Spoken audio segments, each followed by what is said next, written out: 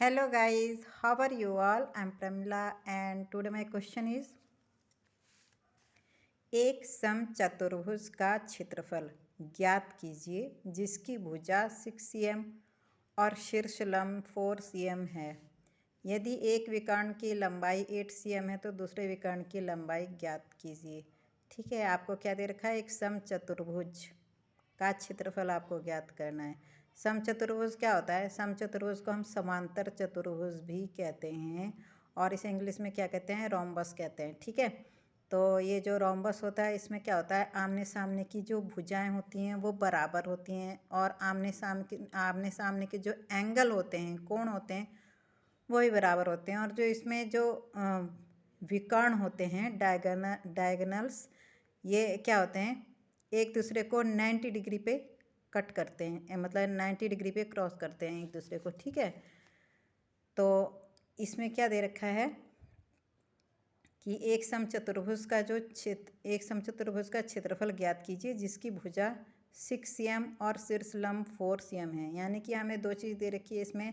एक तो इसकी भुजा दे रखी है, एक आर्म है ना, जिसे हम बेस मान सकते हैं, और ये क्या है? शीर्ष लंब दे रखा है 4 cm, इस पर शीर्ष लंब दे रखा है। इसका शीर्ष लंब को क्या कहते हैं? वर्टिकल कहते हैं। ठीक है, तो ये वर्टिकल दे रखा है। तो जब ये दोनों चीज़ दे रखी होती हैं, एक भुजा और एक शीर्ष लंब, तो हम इसका समचतुर्भुज का क्षेत्रफल किस तरह से निकालेंगे? इसमें हम फॉर्मूला लगा देंगे। ठीक है, यहाँ पे फॉर्मूला हो जाएगा समचतुर्भुज का क्षेत्रफल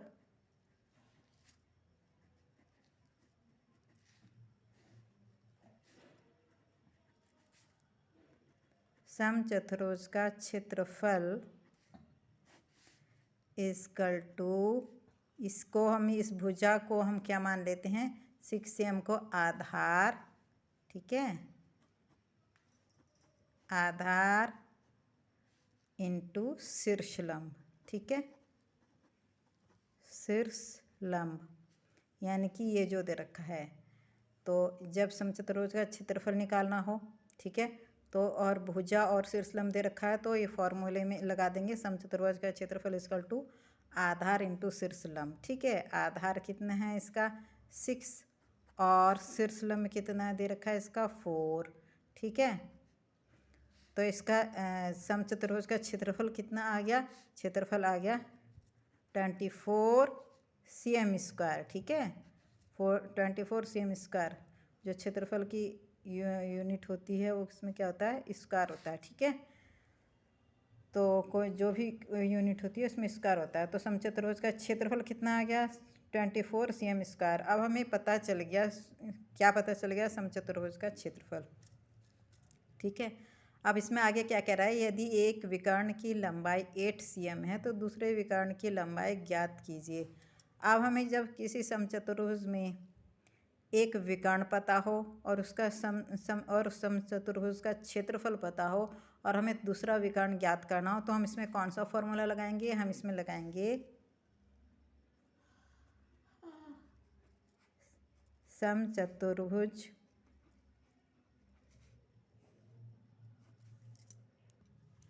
तो हमने यहाँ पे फॉर्मूला लगा दिया समचतुर्भुज का क्षेत्रफल इक्वल टू हाफ इंटू पहला विकर्ण इंटू दूसरा विकर्ण। ठीक है, यानी कि जब क्या बोलते हैं, जब दो विकर्ण दे रखे हों उस समय समचतुर्भुज का क्षेत्रफल कितना होता है? समचतुर्भुज का क्षेत्रफल बराबर होता है हाफ इंटू फर्स्ट डायगोनल और इंटू सेकंड डायगोनल।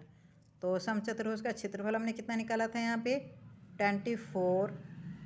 ठीक है, इक्वल टू हाफ, और हमारे को ये पहला विकर्ण कितना दे रखा है? ये दे रखा है इसमें 8 cm, तो हमने यहाँ पे लिख दिया इंटू 8, और दूसरा विकर्ण है ना, इंटू दूसरा विकर्ण।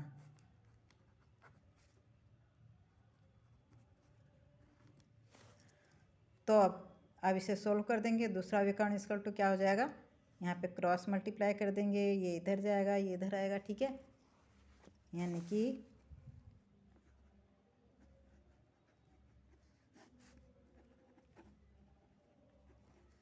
दूसरा विकर्ण इक्वल टू देखिए 24 में 2 का मल्टीप्लाई हो जाएगा और अपॉन में क्या आ जाएगा 8। 24 इंटू 2 अपॉन 8, 8 3 जा 24। अब कितना आ गया 3 2 जा 6 cm। तो दूसरा विकर्ण कितना आ गया 6 cm। दूसरे विकर्ण की लंबाई होगी 6 cm आंसर। ओके, तो ये क्वेश्चन इस तरह से होना था। आई होप आप सबको समझ में आ गया होगा।